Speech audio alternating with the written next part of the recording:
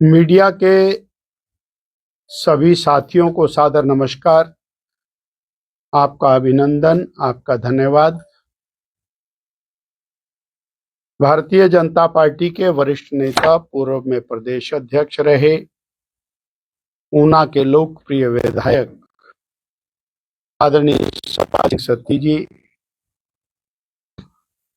हमारे प्रदेश पार्टी के उपाध्यक्ष, पूर्व विधायक राजेश ठाकुर जी, हमारे इस ऊना जिला के माननीय अध्यक्ष मनहास जी, आदरणीय पठानिया जी,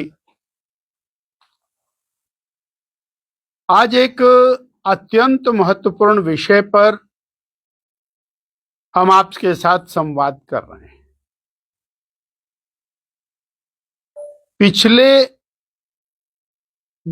लगभग 16-18 घंटे एक ऐसा कांड, एक ऐसा कारनामा हिमाचल प्रदेश में घटा है जो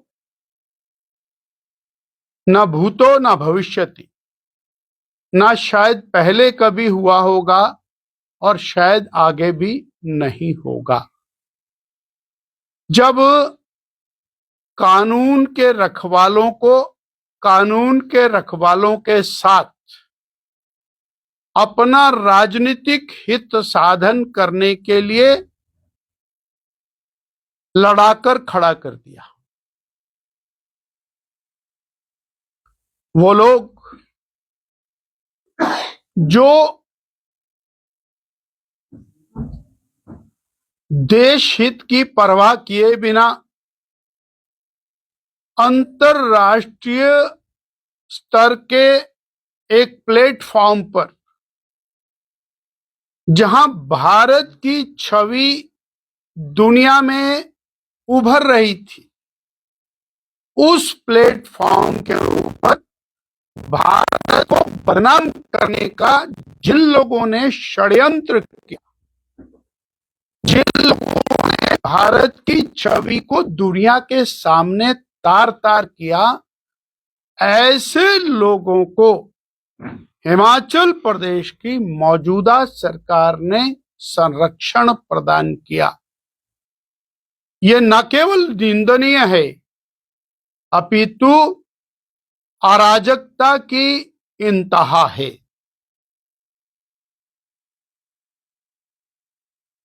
height of anarchy. Delhi police Himachal में आती है, उन आरोपियों को गिरफ्तार करने के लिए आती है जिन्होंने आर्टिफिशियल इंटेलिजेंस एआई समिट में निर्वस्त्र होकर भारत को बदनाम किया। और हिमाचल की पुलिस दिल्ली पुलिस के ऊपर एफआईआर करती है, अपहरण का मुकदमा दर्ज करती है और हाई लेवल ड्रामा चलता है। ये देश की छवि का सवाल है और देश को दुनिया में बदनाम करने वालों को संरक्षण देने का कुकृत्य है। ऐसे में हिमाचल पुलिस को दिल्ली पुलिस के साथ भिड़ा दिया।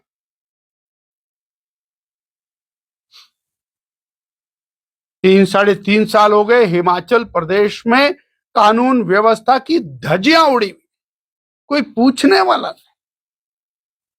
परंतु जहां पर कांग्रेस की अपनी राजनीति का सवाल आया, वहां देश और प्रदेश वो किसी कैटेगरी में नहीं है, चाहे वो संवैधानिक संकट ही क्यों ना खड़ा हो जाए, वो करे। पिछले कल की घटना, जिस तरह से नालागढ़ के अंदर और डेड बॉडी का प्राप्त होना और वहां पर ये शंका जताया जाना कि भू माफिया जो वहां पर खनन माफिया है उसके द्वारा वो कृत्य किया है, उसके प्रति संजीदगी नहीं। पिछले कल की घटना है कि फॉरेस्ट के अधिकारी को चंबा में वन माफिया ने पीटा, रगड़ा, उसकी चिंता नहीं है। और ये घटना कोई पिछले कल हुई ऐसा नहीं है, पूरे प्रदेश के अंदर माफिया का राज चला है। उसको कंट्रोल करने के लिए ना तो पुलिस है, ना सरकार है, ना इच्छा शक्ति है, ना उसके लिए कोई शिद्दत से काम करता है। वो मंडी में भी सब डिविजनल मजिस्ट्रेट को दौड़ा दौड़ा करके पीटा। वो बद्दी नालागढ़ के अंदर और माफिया के अंदर गोलियां चली, धुआंधार। वो बिलासपुर के अंदर माफिया के अंदर गोलियां चलती हैं। वो ऊना के अंदर बड़े बड़े कांड होते हैं, उसके प्रति सरकार की संजीदगी वो नदारत रहती है। चंबा में दलित बालक की नृशंस हत्या होती है, उस पर सरकार मौन रहती है। परंतु जिन्होंने भारत की छवि को दुनिया में तार तार किया, ऐसा जिन पर आरोप है, ऐसे आरोपियों को बचाने के लिए पूरी सरकार और पिछले लगभग 23-24 घंटे से बहुत ही संगठित रूप से काम करती है। ये मामला बहुत चिंतनीय है और सरकार केवल और केवल भाजपा को गाली दे करके, मोदी जी को गाली दे करके अपने आप को पाक साफ दिखाने का जो प्रयास करती है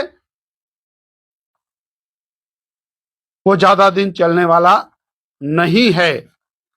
और जिस तरह का व्यवहार प्रदेश की सरकार और प्रदेश की सरकार के कहने पर हिमाचल की पुलिस ने किया है, उसकी भारतीय जनता पार्टी कड़े से कड़े शब्दों में निंदा करती है।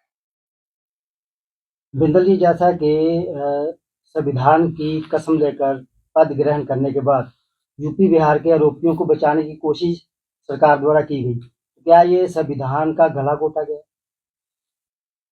मैंने कहा कि एक बहुत बड़ी अराजकता के दौर से प्रदेश गुजर रहा है। हमारा चुनाव आयोग कहता है कि पंचायती राज के चुनाव होने चाहिए, मैंने उसका टाइम टेबल बना दिया, टाइम फ्रेम बना दिया। परंतु प्रदेश की सरकार अधिकारियों को आदेश देती है कि चुनाव आयोग के कहने से कुछ ना किया जाए। संवैधानिक संकट। चुनाव आयोग 35 पेज की चिट्ठी महामहिम राज्यपाल महोदय को सौंपते हैं कि ये संवैधानिक संकट है। परंतु प्रदेश की सरकार जो कहती है कि हमारे पास और पैसे नहीं है, वो करोड़ों अरबों रुपए के वकील करके हाई कोर्ट में और सुप्रीम कोर्ट में चुनाव आयोग के खिलाफ लड़ने के लिए जाती। तो संवैधानिक संकट तो आए दिन खड़ा है। यहां तो कानून व्यवस्था का भी संकट खड़ा है। और जिसके ऊपर मामला दर्ज है, न्यायालय तय करेगा, उसका फैसला न्यायालय करेगा। अब न्यायालय में जाकर के बात करिए अपनी।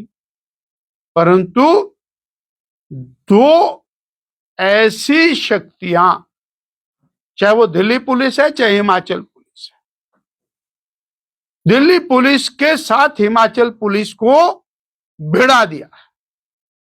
यानी वो जैसे हिंदुस्तान और पाकिस्तान की पुलिस। वास्तव में ये इससे ज्यादा अराजकता और कुछ नहीं हो सकता।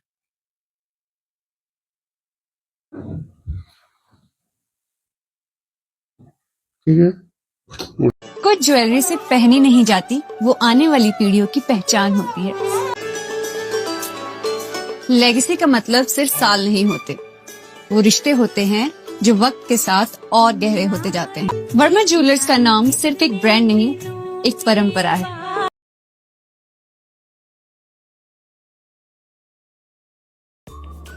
Namaskar, I'm Alka Bharadwaj, Principal Gurukul International School, Kunihar. At Gurukul, we offer NEP-oriented modern education for the holistic development of your child. Admissions open now. Give your child the better foundation they deserve. Forever.